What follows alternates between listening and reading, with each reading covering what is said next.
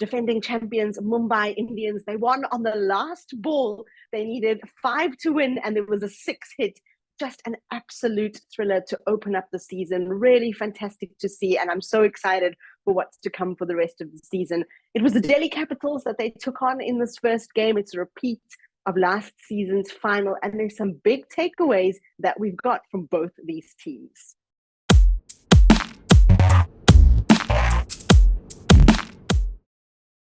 The first player that I want to mention is Alice Capsey.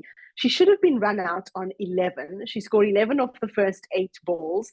She ended up being let off by Pooja Vastrika, whose throw went wide. And she went on to make 75 runs, including hitting 2 of the biggest sixes we've seen in the competition. So we know that Sophie Devine has cleared over 90 meters, but this time it was Alice Capsey who hit an 85-meter 6. Both of those big hits were down over long on, and she showed that she's got a lot of power in her game.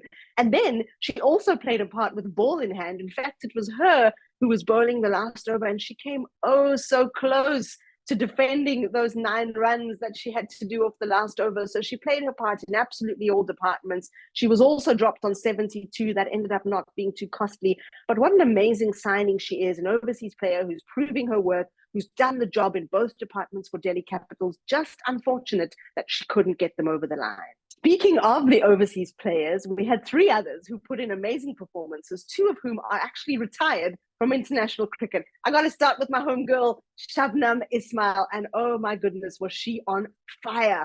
Her third delivery was 128.3 kilometers per hour. And by all the data that we're looking at, that could well be the fastest delivery bowled, not just in the WPL, but in women's cricket. She kept it at around about that pace. Her opening 2 overs was sensational, 1 for 10 after 3 overs. Her last over, a little bit iffy. She ended up conceding 14 runs of that over, but she's retired from international cricket, and she's definitely still got it.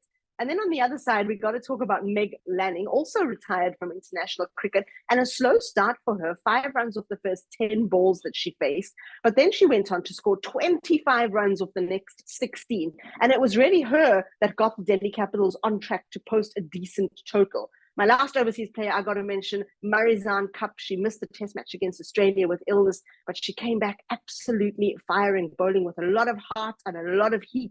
And she really got Delhi Capitals in there when they needed her most. She also ended up on the losing side, and really interesting to see that matchup between her and Shabnam Ismail.